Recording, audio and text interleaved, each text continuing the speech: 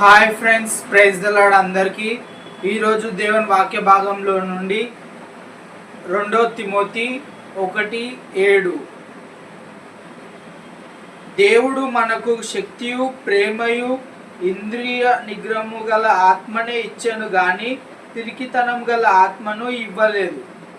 ఇక్కడ తిమోతి ఏమని రాస్తున్నాడంటే, దేవుడు మనకు పిరికితనం గల ఆత్మని ఇవ్వలేదు, కానీ ఏమిచ్చిండు? మనకు శక్తియు ప్రేమయు ఇంద్రియ నిగ్రహము గల ఆత్మనే ఇచ్చాను.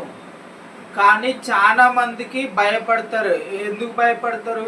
ఎగ్జామ్స్ అంటే భయపడతారు, ఇంకా జాబ్ అంటే భయపడతారు, కొంతమంది మ్యారేజ్ అంటే భయపడతారు, కొంతమంది ఇలా భయపడుతూనే ఉంటారు. కొంతమంది ఇప్పుడు కొంతమంది వాళ్ళ శరీరాన్ని ప్రేమించుకుంటారు, అంటే లైక్ ఫేషియల్ చేసుకుంటారు, మేకప్ చేసుకుంటారు, బాడీ బిల్డింగ్ పెంచుకుంటారు.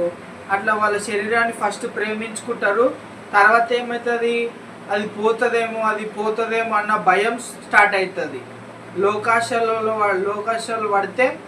లోకాశలలో పడితే అప్పుడు భయం అనేది పుట్టుకొస్తుంది. అరే, నా కలర్ పోతుందేమో, నా బాడీ పోతుందేమో, నాకు ఫ్రెండ్స్ దూరం అవుతారేమో, నాకు బట్టతల్లో వస్తే నా ఫ్రెండ్స్ దూరం అవుతారేమో అని ఇటువంటి ఆలోచనలు వస్తాయి.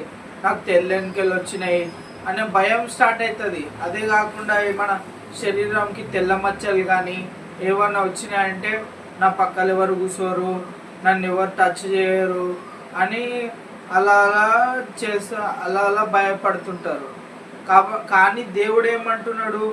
ఇవన్నీ శరీర కార్యాలన్నీ వేస్ట్, భయపడకూడదు. దేవుడు మనకు ప్రేమయు శక్తియు ఇంద్రియ నిగ్రహం గల ఆత్మనే ఇచ్చాను, కానీ పిరికితనం గల ఆత్మను ఇవ్వలేదని దేవుడు చెప్తున్నాడు.